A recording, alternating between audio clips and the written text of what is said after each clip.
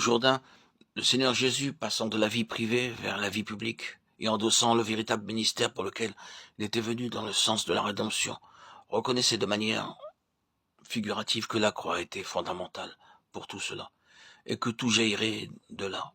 Ainsi alors Jésus vint au Jourdain vers Jean pour être baptisé par lui. Mais Jean s'y opposait en disant, c'est moi qui ai besoin d'être baptisé par toi, et tu viens à moi.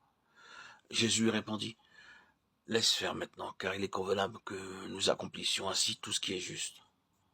Matthieu 3, 13, 15. Mais comment accomplir toute justice?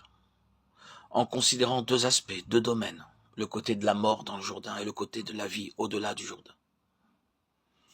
Il y a cet aspect du Jourdain du côté de la mort, mais c'est seulement sur l'autre rive, quand le Jourdain est traversé, que les cieux sont ouverts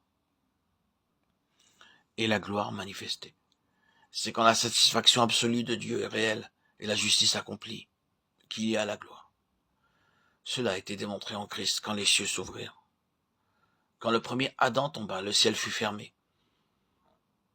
Autrement dit, le paradis était fermé. Il n'y avait aucun accès.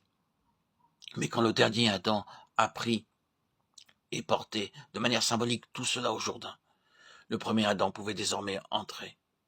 Le paradis était réouvert, le ciel était réouvert, la gloire était en vue. Cela conduisait tout droit vers la transfiguration. Tout a réellement été porté à la croix, comme nous le savons. Par le jugement et la croix, la pleine expiation et l'accomplissement de toute justice qu'il réalisait permettaient d'accéder à la gloire. Ainsi, la Pentecôte introduisait la présence du Saint-Esprit dans les croyants. L'Église devenait une réalité. La nature étrange et particulière de cette dispensation et la proclamation de l'Évangile jusqu'au bout de la terre attestaient la gloire du Dieu satisfait. Dieu, dans cet homme inclusif et représentatif, avait satisfait sa propre nature et son propre objectif qui avait présidé à la création de l'homme.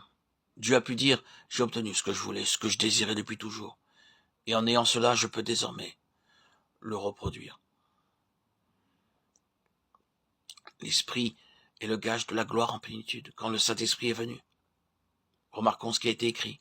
En lui, vous aussi, après avoir entendu la parole de la vérité, l'évangile de votre salut, en lui. Vous avez cru, vous avez été scellés du Saint-Esprit qui avait été promis, lequel est en gage de notre héritage pour la rédemption de ce que Dieu s'est acquis pour célébrer sa gloire. Éphésiens 1, 13, 14. Quel est donc cet héritage? C'est bien sûr la gloire de Dieu dans sa plénitude.